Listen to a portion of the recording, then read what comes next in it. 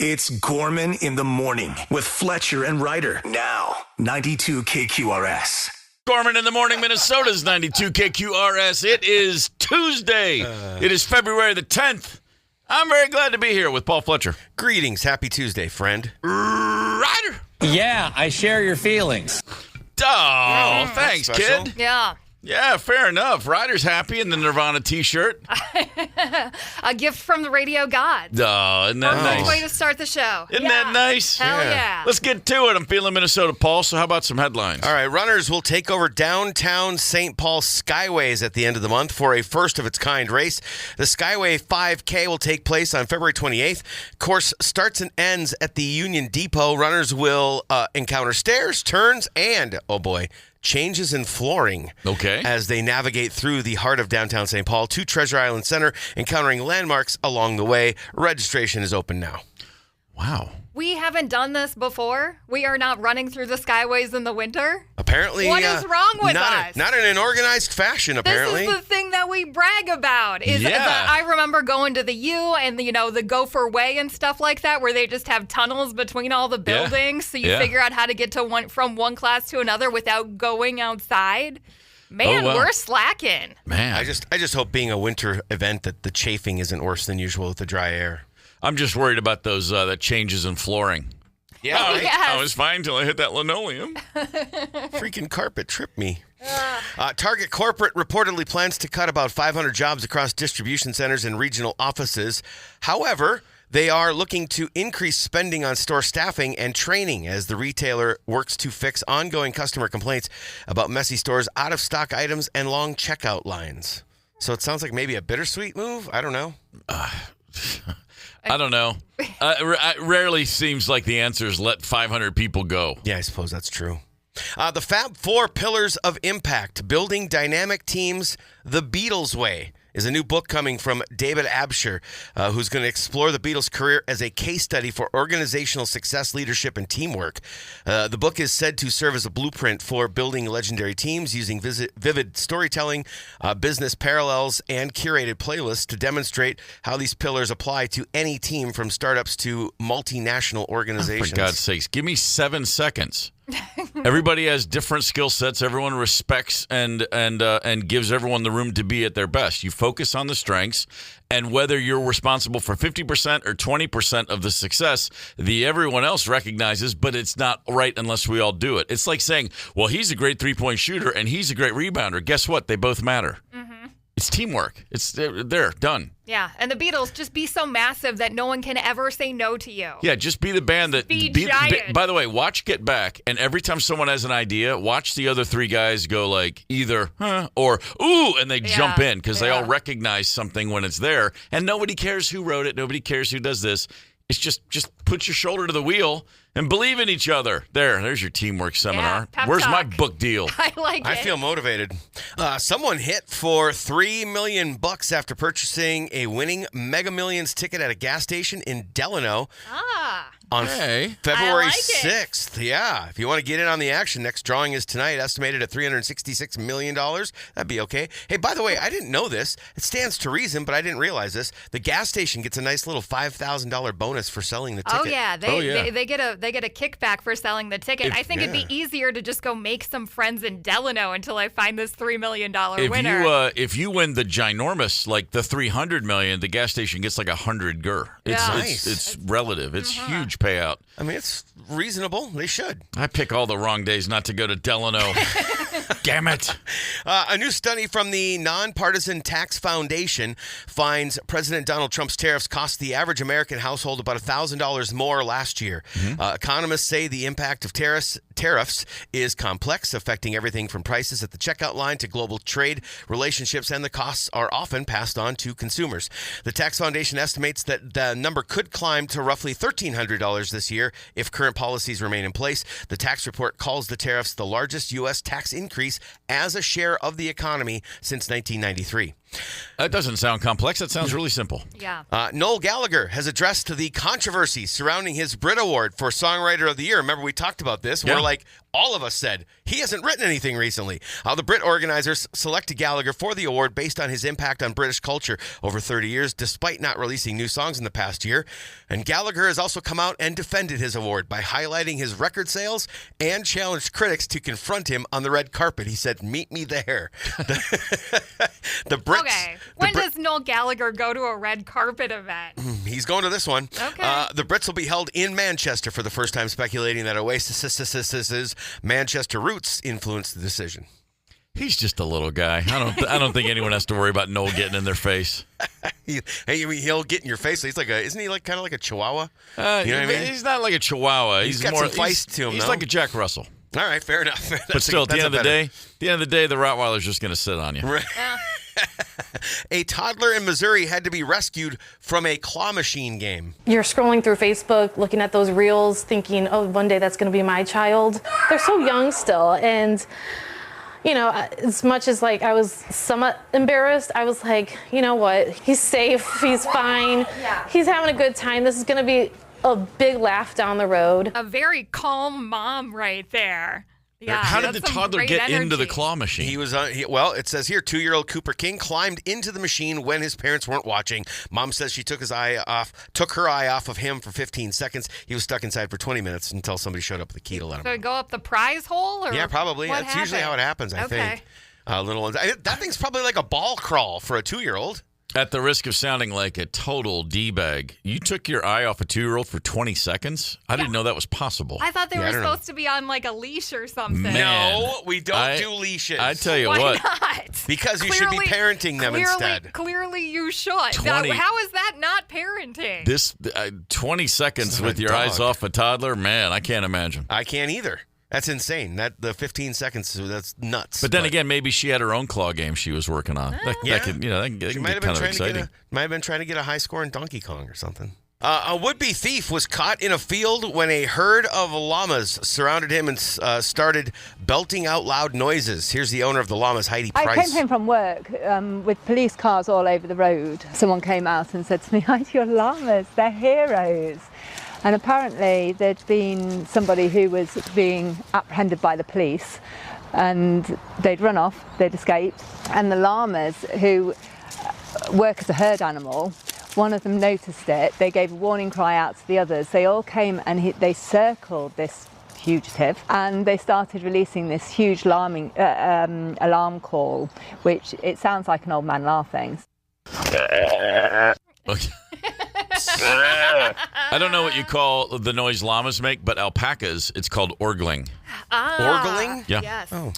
That lady sounded like a scene from Sound of Music. Anybody else ever been attacked by a llama or just me? Just you. Yeah. Sorry, bud. The old Can't mall relate. the petting zoo. Oh, no. There I am feeding a little bit of this weird llama kibble. I turn my back and the bastard grabs me by my hair with his teeth, just clamps on the back of my scalp. Yeah.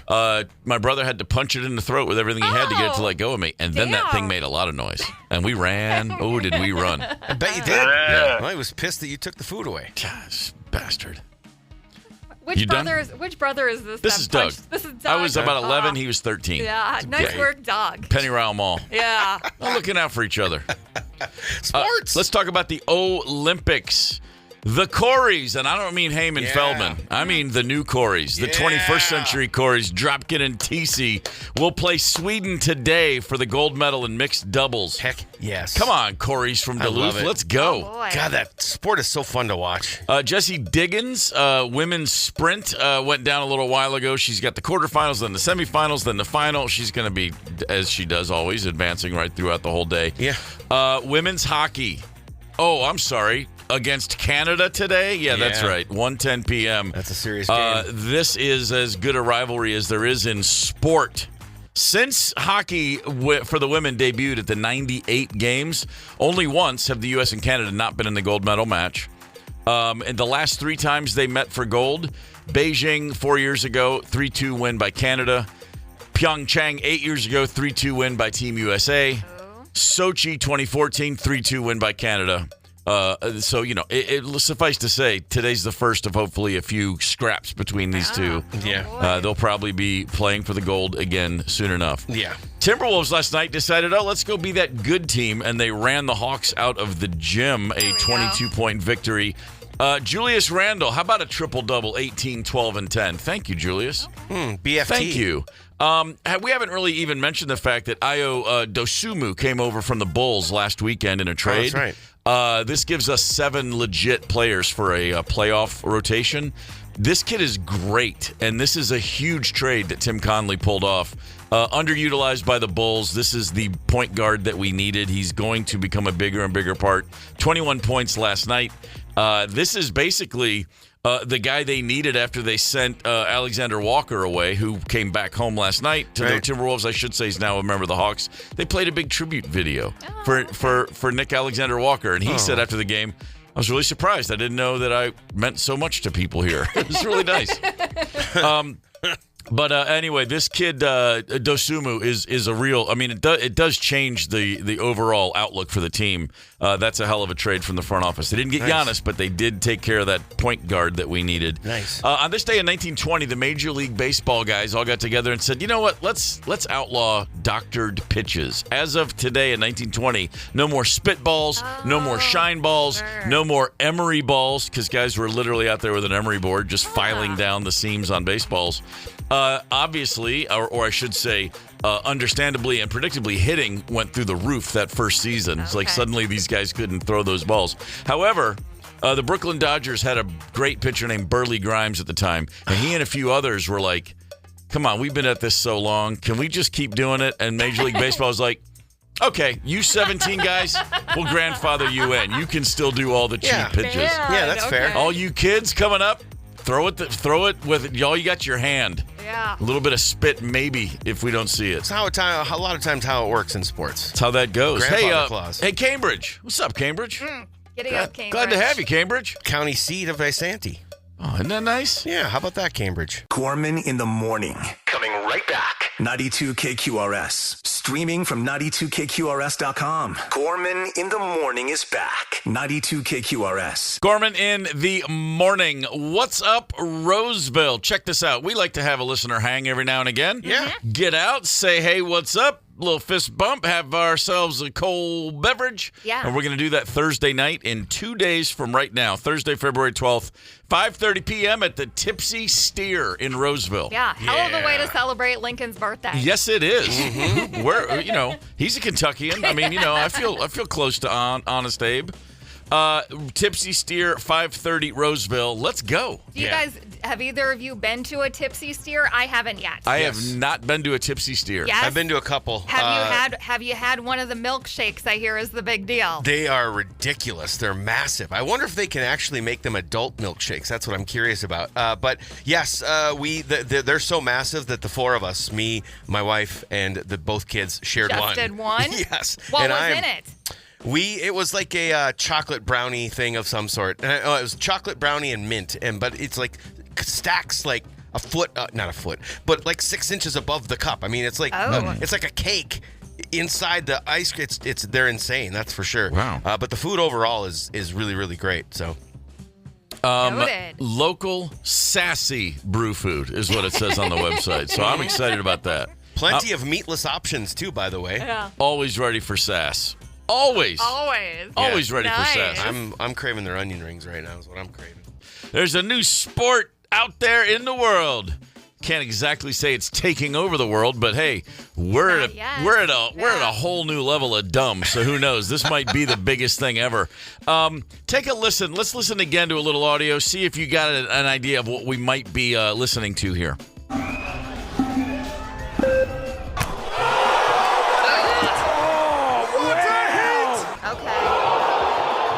That is textbook. Okay, there's some kind of countdown. I love the countdown. And then some really, really loud noises. Yeah, I'm trying to figure out what the countdown would be for. Well, I like the groan of the crowd who know what they're getting into. Yeah. Okay. And yet, whoa. Yeah. Handful of suggestions already on the Luther Westside Volkswagen Talk and Text line. Blaine has a really good guess. Blaine in North Branch says, I'm going to guess it's professional belly flopping. Okay, not correct, but a great effort. Yeah, right. for sure. Kangaroo fighting is another guess. Yeah, okay. I mean, But it's... the countdown, though, like, how would that factor into... Well, I mean, you know, maybe you charge the kangaroo. Maybe you come up from behind him, and you got to wait for the green light. I'm not really sure how that would work. Okay, all right. Yeah, you definitely don't want to take a kangaroo on. You know, you don't want to come head on. I mean, he'll lean back on that tail and just kick the living. Yes. Yeah, I mean, forget it. So no, this is a new. It is a new contact sport. I guess I can offer that little clue up. That is contact. You're hearing. I was going to say some kind of boulder throwing, like a race to some kind of giant boulder and then you chuck it. All right, I like it. Or maybe it. some giant dead animal. They got a lot of crazy animals. You said it was a southern hemisphere deal. Right, it's southern hemisphere. Right. Now here's what we're talking about. This is Australia. Okay. So you have to imagine that most of the people behind the planning of this were drunk. It's called the RNC, the Run National Championship. Okay. Run where, you might be asking. Yeah, Run like how far? Like run a marathon run? Run into what? Huh. The answer is another human being who's running into you at the same time. That's right. This entire sport is this. Two competitors stand at opposite ends of a mat, and when the timer goes off, they run towards each other to intentionally hit head on to see who stays up and who goes down. Well, it sounds like they're relatively naked, too, because of the slap sound. The purpose of the sport is just to knock the other guy down. Usually one guy goes down and one guy stands. There's taunting, of course. Tremaine Fernandez is the Run Nation co-founder and CEO. He says, well, yeah, I mean, there's concussions is a risk out there we got to be worried about. And he goes on about that, but he says, we always make sure that we have professionals on the sidelines, medical professionals ready to intervene as we watch two large men run at each other full speed. Not even like in football.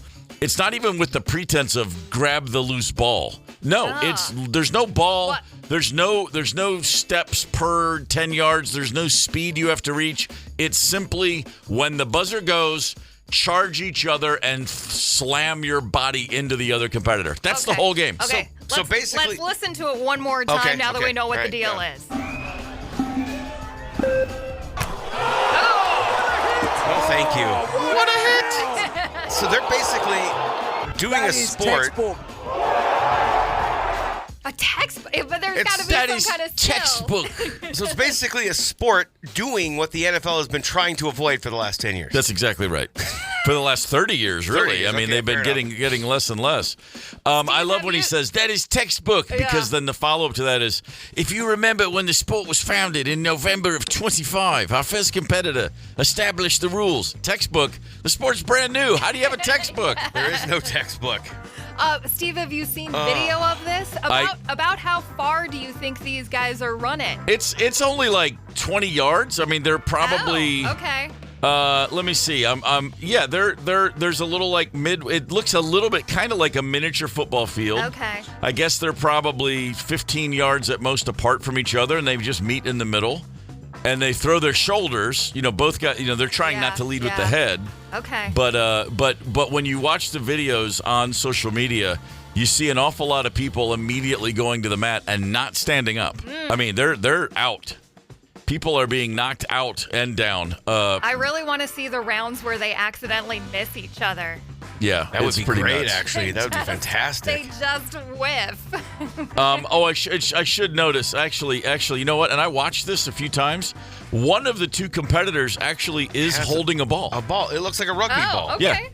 Yeah. What is that to like soften the blow of running into another? I guess they're like just a trying tiny to little buffer. Maybe if you drop the ball, you lose a point too. I'm not really sure. This is. Wait, there are points?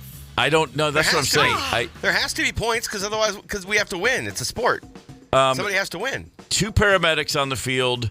neurologists, physios, and chiropractors all on hand. You have to have all those people on the sidelines in order for it to be official, mate. This is just bonkers. They must be a thing where they do different rounds and you trade the ball back and forth. That has to be. There's a circle I guess so. There's a circle too where they run into each other. That has to have something to do with it. This just reminds me of the fact that there's a beer you can buy in Australia called 4X. It's just 4 big X's, and the beer is actually called Castlemaine. And 4X by Castlemaine. And the joke down there is they spelled it with 4 X's because back then no one knew how to spell piss. Something tells me these guys are all drinking some 4X before jumping into that little racetrack that they're dealing with. Wow. But this begs the question, is this a sport? Or is it just something that's going to live on Twitter for a month and then we'll all forget about it? It's nonsense. And speaking of, is it a sport?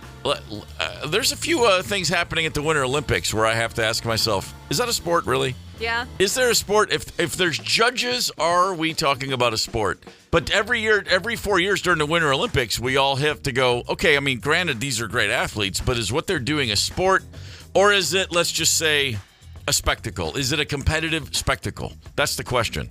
I mean, hockey, that's a sport. You have a goal. It's to put a puck into the net. That's a score. Right. At the end of the game, look at the scoreboard. We know who won. Right. Okay? Sure. Right. A race, speed skating.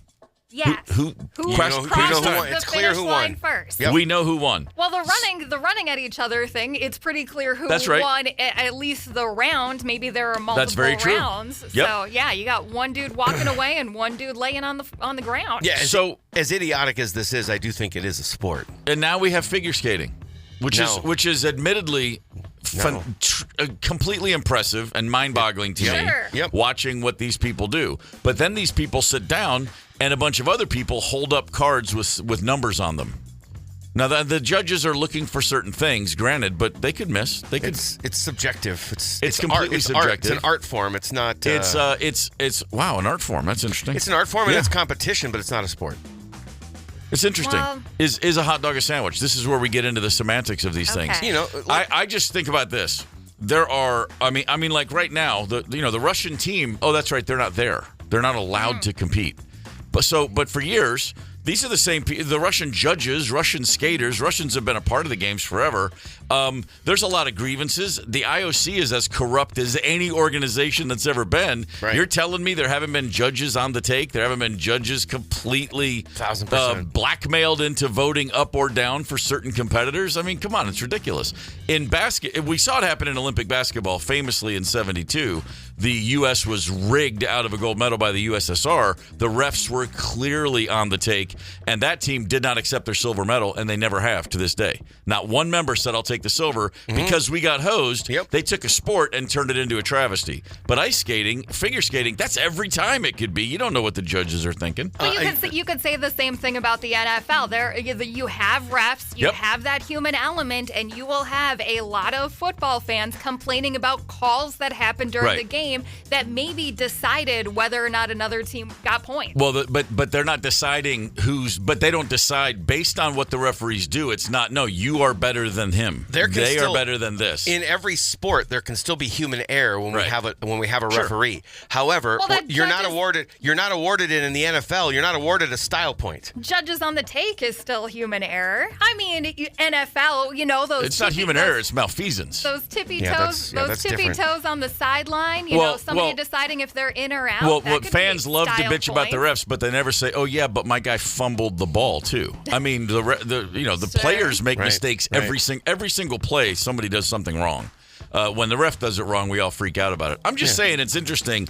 And again, I'm not in any way taking away from these athletes. No, not they're at all. incredible. I just watched a video of a Japanese free skier do a 1620 triple cork Lindy or Snowboarder. something. Snowboard, yeah. Whatever.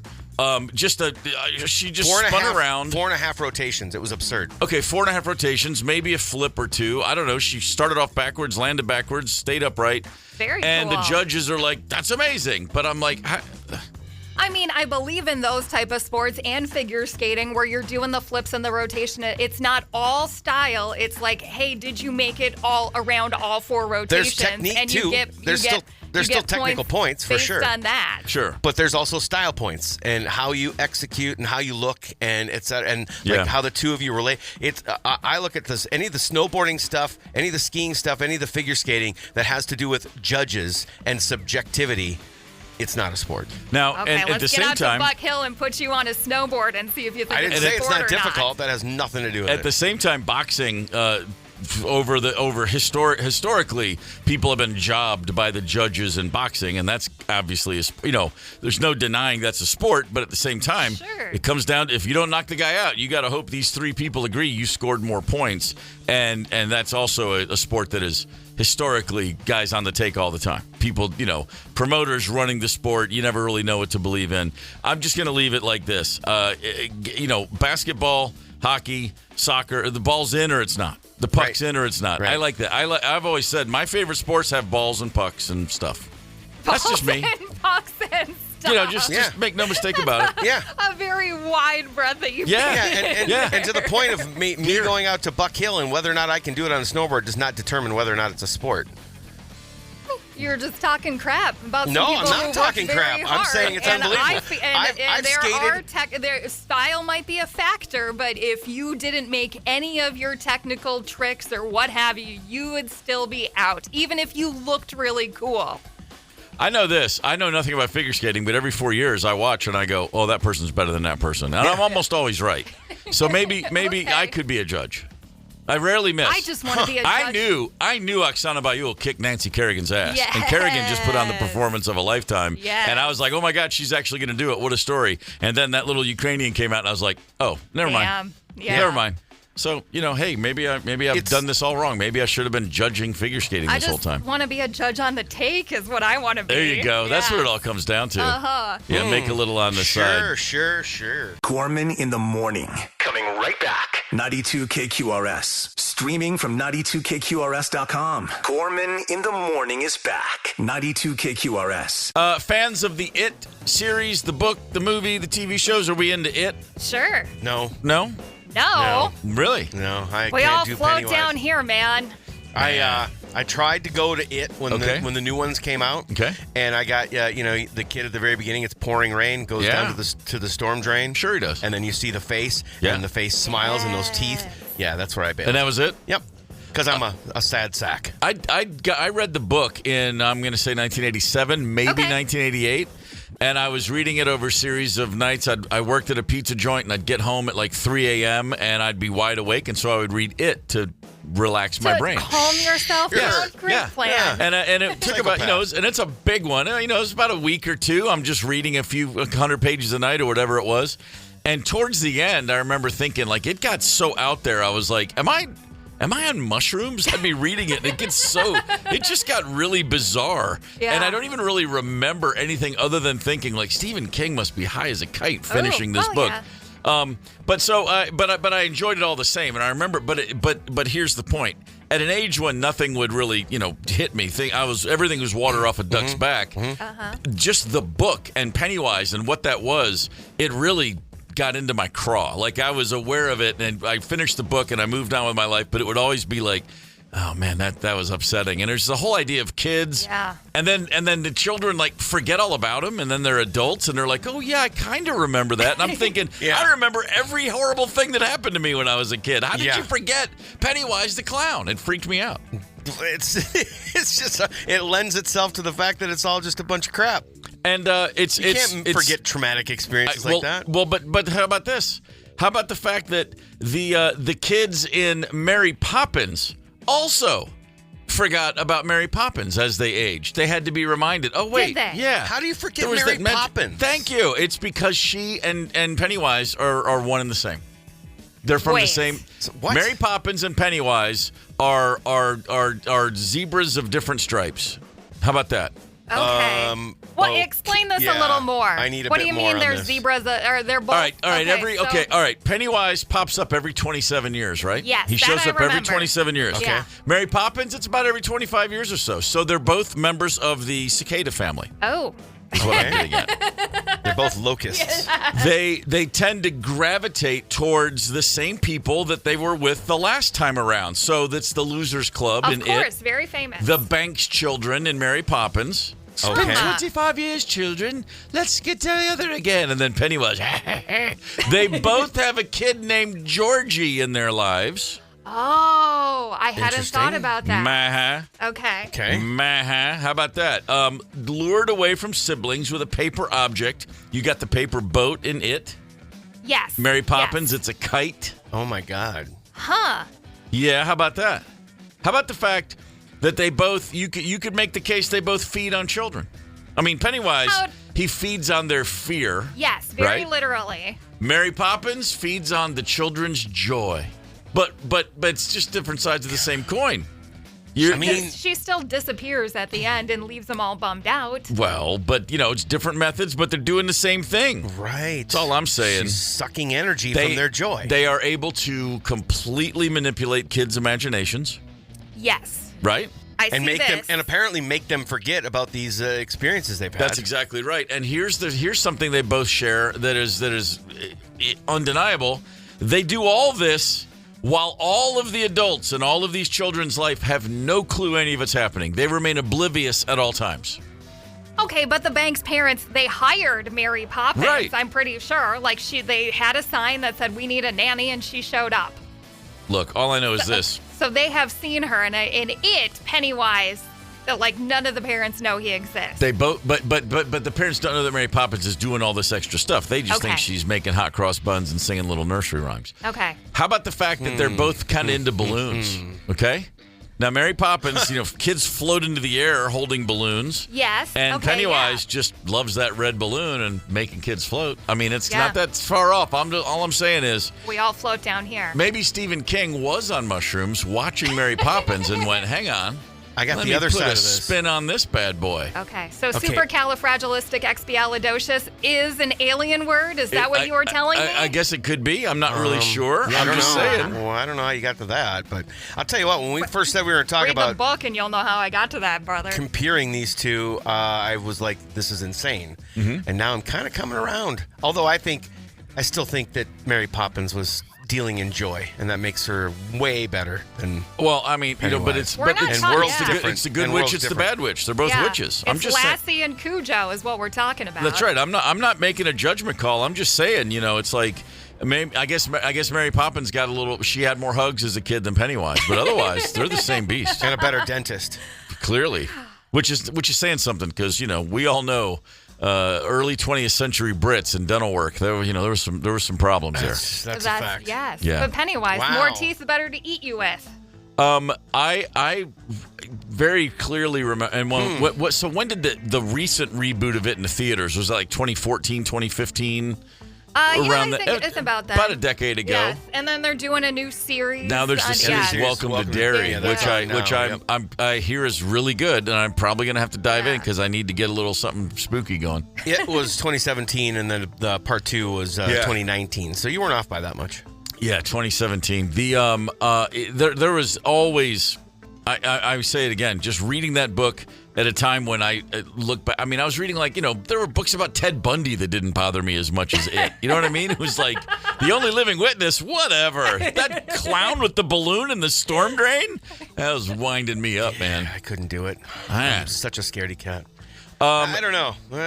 I'm still, jury's out on this. I'm just saying, it's just worth a look. There are times in life when you recognize patterns, you recognize habits and whatever, and you got to make these associations. Okay. It's important. Yes. So Mary Poppins is an alien. That's what we're saying. Why not? I mean, I might as well start there. I guess. Hey, it's like I say, Fear and Loathing on the Campaign Trail 72, the great Hunter Thompson book. Read it every 4 years. Just replace the names of the candidates. It's the exact same story. Every 4 years. It's just plug in the new names. You're like, yeah, this totally still is the exact same thing every 4 years. That doesn't surprise me at all. Yeah, that's how that goes. Okay, we have provided inarguable proof that Pennywise and Mary Poppins are of the same species. If you missed it, if you missed our argument for this, just check out the Gorman in the Morning podcast. Anywhere you get podcasts, anytime you want, sponsored by Devani's Pizza and Hot Hoagies. I love that plug. We have proven that Pennywise and Mary Poppins are one and the same. I'm not completely convinced. Going with some other theories of things over the years that you might not have thought about. Okay. A classic, Murder, She Wrote. Jessica Fletcher. I love Jessica killed Fletcher. all those people. No, she didn't. Or she what? was.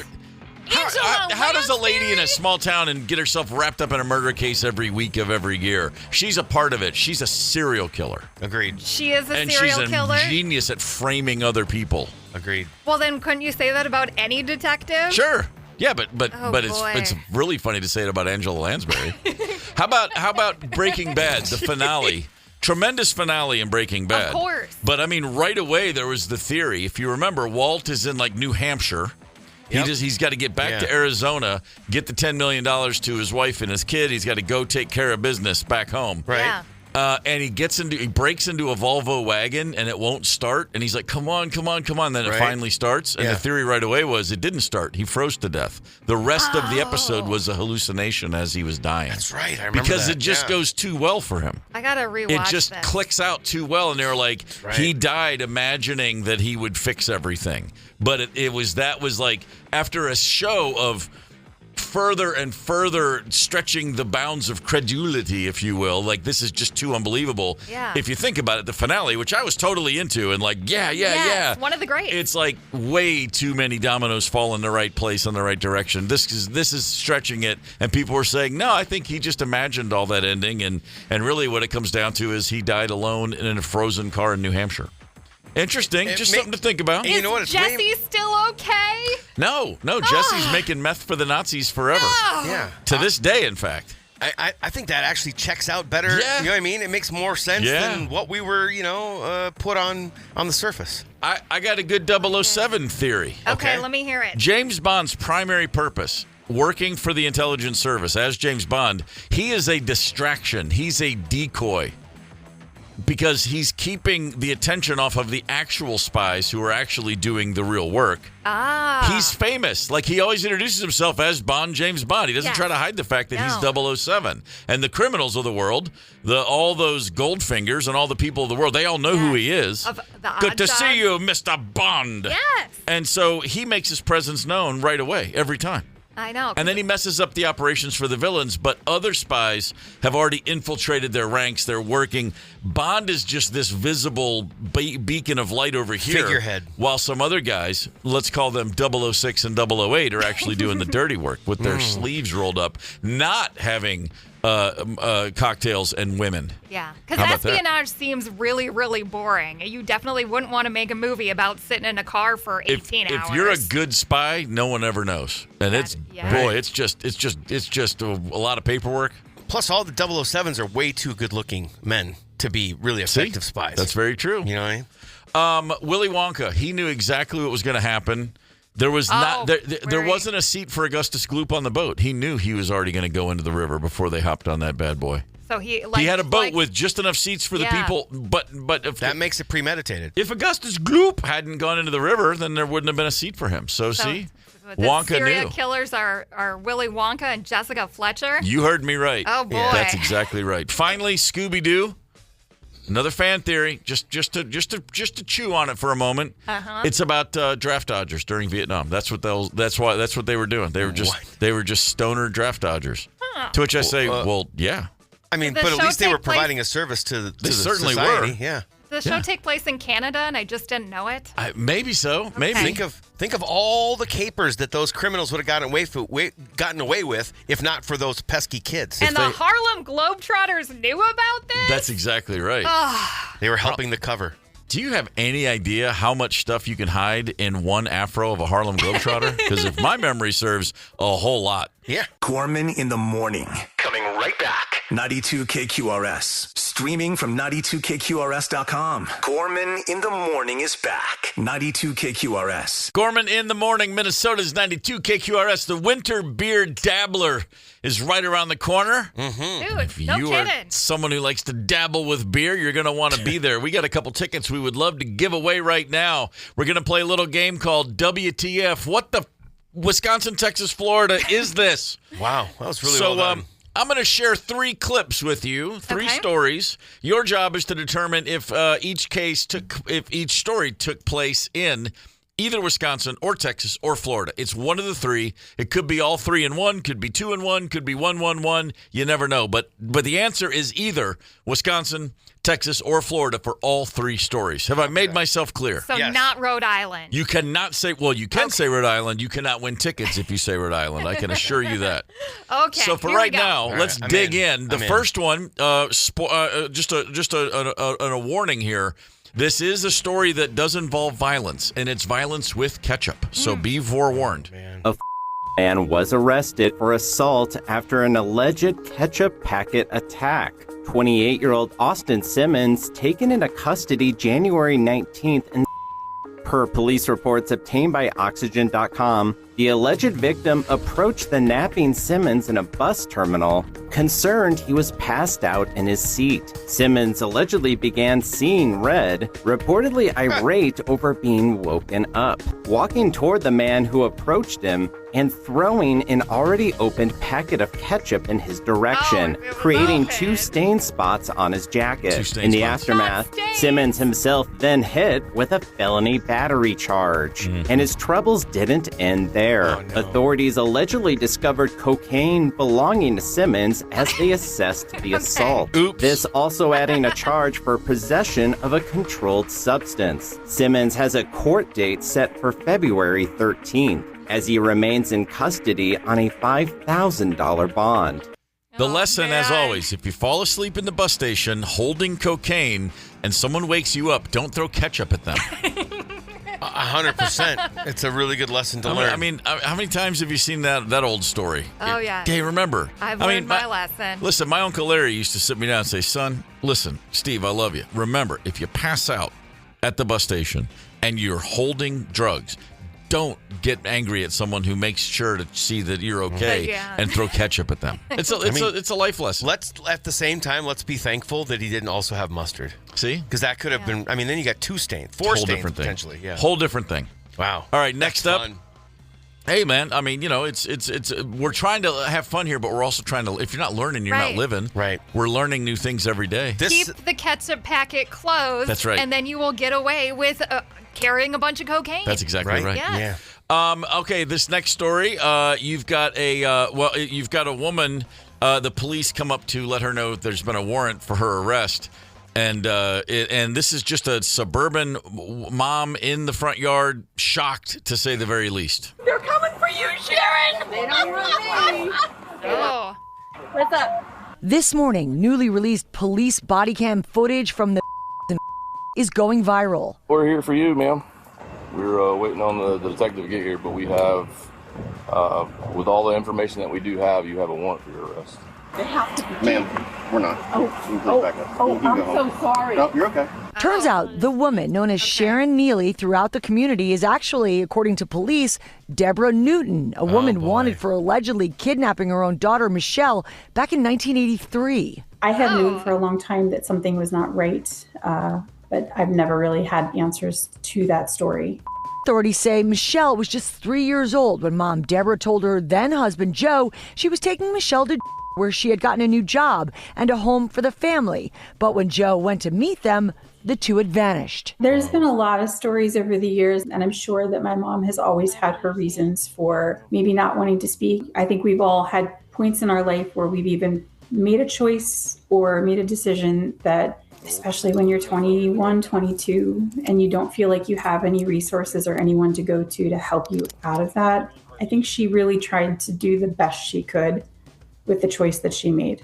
Over the years, the trail grew cold, despite Deborah at one point being listed on the FBI's top 8 most wanted parental kidnapping fugitives. Following Deborah's recent arrest, Michelle was able to reunite with her father for Thanksgiving and says she doesn't hold any resentment towards her mother. That is freaking crazy. 40 years? 40 years. Wow. And at the very beginning of that audio, you hear a woman laughing. It's her name. So this woman is in her front yard, got her dog on a leash.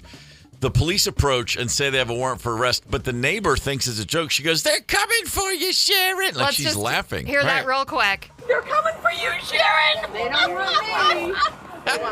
They're coming for me. Man. Yeah. And then it turns out, they actually are. Cow. By the way, 40 years after absconding and taking off with your own kid, abandoning the dad and the husband. The woman plays it very well. She's great at just looking these. Go, what are you talking? I have no idea what this could possibly be. And the whole time she's going, damn. Oh, no. Oh, boy. I can't believe they finally figured out who I was. Right. Man. That's insane. And wow. then the daughter just, I think, kind of excusing and forgiving and saying, like, hey, you don't know what was going on. That's pretty crazy, too. The whole thing. Yeah. It's a lot. Okay. And now for something a whole lot simpler. This one pretty much speaks for itself. Yeah. There we go. A woman was cited for indecent conduct after police say she was repeatedly defecating inside a city park in. According to police, officers received multiple complaints from residents who reported finding toilet paper and feces throughout the park. Investigators say they used trail cameras to establish a pattern of behavior, and a police drone later captured the 46-year-old woman in the act Thursday morning. Trail cameras and a police drone. Trail cameras and a police drone, and the police drone has the infrared technology for the photos. So there is a photo of just a silhouette all lit up, like the body heat coming off of her, where she's like, "Oh, you got me." Yeah, I was going to say, if it has a heat sensor, it's going to definitely pick up on the heat of the doo-doo. I mean, obviously, we've all taken a dump in the woods, but when you look up and see the drone, well, then you know the jig's up. Yeah. Well, yeah, I mean, woods is one thing, but I mean, a swing set is another, So we got 3 stories. We got a man throwing ketchup at a stranger. Okay, ketchup and cocaine. While possessing cocaine. Okay. Yep. You've got a very cold case, 40-year abduction case solved with a housewife that her neighbors had no idea. Nobody knew what she had been up to. And then you got a lady just can't stop pooping in the state park. Brad in Hudson is the first caller to get all 3 correct. Just to give you a quiz. Yeah, it was kind of a struggle. Yeah, right on. A little ahead of the curve and a winner. And so right now, let's do a quick recap, and I'll see if Fletcher and Ryder can match Brad story for story. The first story, dude is sound asleep in the bus station. Another patron wakes him up to check on him. He gets angry. He throws an open ketchup packet. There's stains on a jacket and cocaine in his pocket, and now we got felony charges. Ryder, where did the ketchup go down? All right, waste not, want not was a big theme growing up in my house, and especially from my grandma. That's a Midwest kind of feeling I got there. I'm going with Wisconsin. All right, Fletcher? I just have a standard rule in my life that if there's ketchup and cocaine involved, it's Florida. Okay. Brad, what do you think? Where did it happen? Florida. There you go. All right. Score 1 for Fletcher. Let's move on. The second story, we've got a cold case 40 years after a woman ran out with her own daughter. She and her neighbors, most importantly, totally shocked when police finally caught up to her. Ryder, where did it go down? Okay, I'm going struggling with confrontation and then a really good job just kind of laying low. I'm going to say Wisconsin again. I like that. I like the thinking. Yeah. I feel like if you got to hide somewhere, there's a whole lot of space in Texas. All right, what do we got, Brad? Florida. Another Florida. Okay. Poop. That's it. All right. Well, you're right. Poop. Speaking of poop, a woman decides no place better than a city park in which to relieve herself. She did bring toilet paper with her every time, so it could have been worse, I suppose. What do you think, Ryder? This is feeling very MacGyver-esque on the part of the people tracking this lady down with the trail cams and the drones. I'm going to say that it's Texas. I like it. They want to use Fletcher? all those tools. Same reasoning for everything you're saying. Drones, trail cams, whatnot. Sounds like the woods of Wisconsin to me. What do we got, Brad? It's Wisconsin. There it is. All right. Bing, bang, boom. Brad, nice job. You got beer dabbler tickets, my man. Enjoy that. I'm sure you will. Yeah, don't go anywhere, Brad. Sit on hold for a sec. We'll get back to you. Does getting 2 of 3 get me some free ketchup packets? It does not. No, I'm sorry. You have to get all 3 for the ketchup and the cocaine around here. You know how that works. All right. Okay, the last word today. Happy birthday to Laura Dern, actress. Oh, wow. No way. Yeah. Born Very on this cool. day in 1967. That makes her 59 years old. Sure. I did the math myself. Nice work. She was a freshman at the University of California, Los Angeles, UCLA. Mm-hmm. She was 17, got accepted into UCLA. 2 days into her first semester, she had already auditioned, and she was offered the role in the movie Blue Velvet, the David Lynch film. Wow. Yeah, okay. She was thrilled, but she would then have to take a leave of absence from school, and she went to her advisor in the drama department, and he said, absolutely not. No way. He said, if you leave, you can't come back. Wow. And she said, hang on, read the script. And he said, this is nuts. First of all, if you make this choice, you're no longer welcome here. And secondly, having read the script, if you would give up your college education for this, you're clearly insane. Oh, boy. Wow. And so Spoken she said, like a college and she said, see you later. And it's worked out okay for her. Yeah. Nice work. And that professor is still punching a wall going, David Lynch, I never got it. So anyway, happy birthday, Laura Dern. Way not to listen to some old idiot. Yeah, no doubt about that. Man, fantastic. Tomorrow on this show, a comic, a buddy of ours, and an Allman Brothers fanatic, if you will. Trevor Anderson's going to stop by. Nice. Good dude, a very funny man, and a great musician. Fletcher, what's coming up next on this very radio station? Got the flyaways again, couple for Bonnaroo, one for GNR. Go commercial free just after 11:45. And we'll start the 10 a.m. hour with a song about government and media censorship, but could also be mistaken for a hockey penalty. Oh, fair enough. Kick it! Right here on Minnesota's 92 KQRS. Gorman in the morning is also Gorman on the go. Get the 92 KQRS app and stream live or catch the Gorman in the morning podcast anytime. 92 KQRS.